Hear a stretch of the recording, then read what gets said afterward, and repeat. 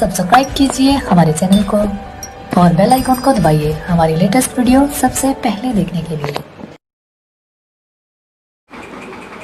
सारे भिवंडी शहर वासियों को अस्सलाम वालेकुम। फरवरी से जब से लॉकडाउन चालू हुआ उस समय से भिवंडी शहर में एक आवाज़ उठी कि टूरेंट पावर का बिल माफ़ होना चाहिए 3 महीने का। जिस तरह से गवर्नमेंट ने कॉर्पोरेट कंपनियों को अपनी सारी फैसिलिटी दे के उनको राहत पहुंचाया है, इस तरह भिवंडी में भी एक आवाज़ उठी कि भिवंडी शहर के पावर लूम मजदूरों का और गरीबों का 3 महीने का बिल माफ़ होना चाहिए, जिस पर टूरेंट पावर ने अभी तक कोई एक्शन नहीं लिया। न यहाँ की महाराष्ट्र गवर्नमेंट ने इस चीज़ पे कोई भी अभी तक सुनवाई की है। भिवंडी शहर के नेताओं ने भी इसके लिए आवाज़ उठाई है और जिसके तहत मुझे भी ऐसा बोला गया कि आप भी कुछ बोलो।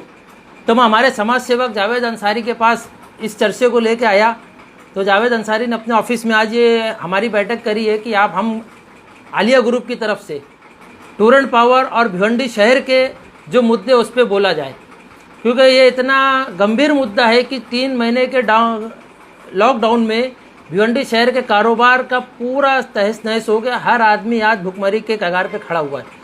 लेकिन ये टूरेंट पावर इतना जालिममय कंपनी है जिसने 3 महीने के लॉकडाउन में 1 पैसे की राहत भिवंडी शहर को नहीं दी, जिससे वो लाखों अरबों रुपया कमाया अब तक का। और यहाँ के पॉलिटिशियन ने अभी जो आवाज़ उठाई है, जैसे खालिद गुड्डू साहब ने आवाज़ उठाया हुआ है कि टूरेंट का बिल माफ़ होना चाहिए, टूरेंट की जुल्म ज़्यादती ख़त्म होना चाहिए, तो मैं गुड्डू साहब से कहना चाहता हूँ कि आप बहुत अच्छा मुद्दा उठाए है, लेकिन इस शहर ने 2007 से 2020 तक का हर पॉलिटिशियन के पीछे जा के इतना धोखा खा गए कि किसी को यकीन नहीं रहा कि कोई टूरेंट पावर का कुछ बिगाड़ पाएगा। और मैं अब तक का जितनी पॉलिटिकल पार्टियों ने टूरेंट पावर के खिलाफ मुद्दा उठाया है, तो मेरा सवाल है कि अब तक का उसका रिजल्ट क्या निकला टूरेंट के खिलाफ। टूरेंट कमज़ोर होने के बजाय दिन ब दिन मजबूत हुई है, दिन ब दिन उसका जुल्म मजबूत हुआ है। हम लाखों की तादाद में उसके मोर्चे में गए, हम मंत्रालय तक गए, सीएम तक का हमारा लेटर गया, नोडल ऑफिसर तक का हमारा लेटर गया, लेकिन टूरेंट घुटने टेकने के बजाय हमको घुटने पे लाने पे काम कर रही है। और हम आज घुटने पे आ चुका है पूरा भिवंडी शहर।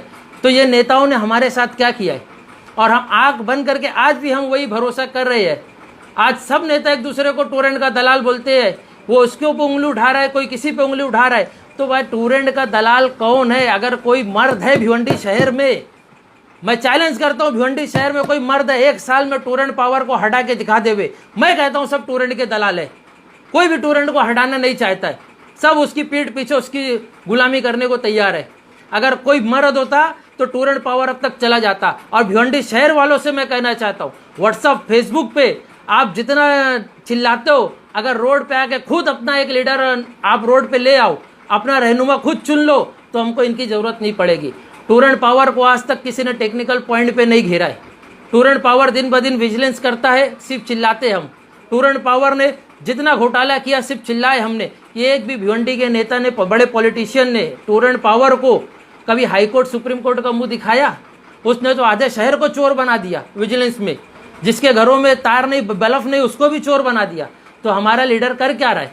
ये कैसे लीडर लोग हैं? और दलाली का सबसे बड़ा सबूत ये है, जब हम पे विजिलेंस पड़ता है, 2 लाख 4 लाख का विजिलेंस होता है, तो यही हमारा नेता टूरेंट को फ़ोन करके बोलता है ये मेरा आदमी है, इसको 5 लाख नहीं 2 लाख में तोड़ी कर दो, तो टूरेंट वाला उसकी तोड़ी करता है। अगर टूरेंट को उखाड़ने की बात करने वाला नेता 5 लाख का 2 लाख करता है, तो इसका मतलब वो दलाली करता है। नहीं तो अगर किसी को उखाड़ने की बात अगर की जाए और उससे मदद भी मांगी जाए तो वो मदद नहीं करता है।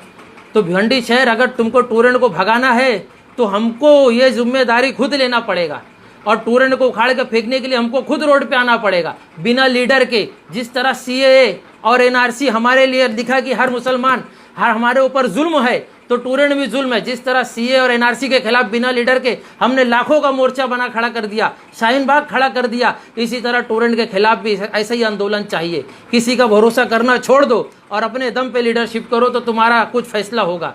नहीं तो हम भरोसे पे रहेंगे तो 2007 से 2020 तक धोखा खाते आए हैं, और मैं कहता हूँ आगे भी आप धोखा ही खाओगे। धोखे के सिवा कुछ मिलने वाला नहीं है। टूरेंट का 284 करोड़ जब मसे साहब ने टूरेंट को सील किया, तो ये कमिश्नर को लाने वाला कौन है? मसे साहब को हटा के कमिश्नर को जिन्होंने लाया ईगल कंपनी को फ़ायदा पहुंचाने के लिए, टूरेंट को फ़ायदा पहुंचाने के लिए, आज वही बोलते हैं ये कमिश्नर चोर है। ये कमिश्नर भिवंडी शहर चला रहे कि भिवंडी शहर को एकदम कचरा करके रख दिए। यहाँ की पब्लिकों को समझ क्या रखा है ये लोगों ने? मनमाना जो चाहा वो करेंगे, जो चाहा फैसला कर देंगे। लॉकडाउन कर दिए, 30 लोग के महासभा में हाजिरी पे लॉकडाउन का फैसला होता है? ये कौन सा संविधानिक तरीका है? आपके पास कोई तैयारी नहीं।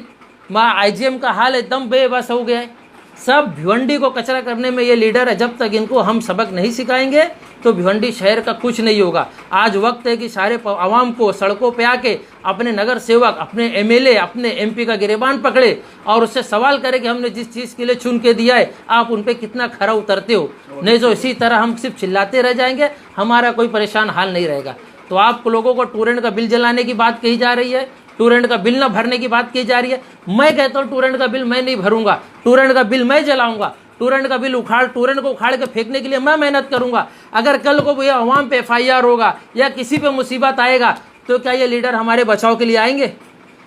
कौन आने वाला है? अगर कोई ईमानदार लीडर हमारे लिए लड़ता है, अगर उस पर FIR होती, जेल जाती है, क्या ये अवाम उस लीडर को बचाने के लिए सड़क पे आएगी? जब तक हमारा तालमेल नहीं मिलेगा, हम लीडर के लिए मर मिटने वाले ना होंगे और लीडर हमारे लिए मर मिटने वाला ना होगा तो इस देश और आवाम का, समाज का भला नहीं होगा। तो अब भी मौका है, टूरेंट के खिलाफ जो आंदोलन छिड़ा हुआ है आप लोग साथ दो, आप लोग साथ दो। वो आदमी सबको दलाल कह रहा है, मंगल डाकू कह रहा है, तो हम भी देख ले भाई वो ईमानदार है तो साथ में हो जाओ, नहीं तो कल को हम उनको मंगल डाकू कह के पुकारेंगे, हम भी उनको दलाल कह के पुकारेंगे। आज ईमानदारी की बात कर रहे तो शहर एक बार खाली उसके साथ खड़ा होने की ताकत रखे। अगर उसने कोई गद्दारी की, उसने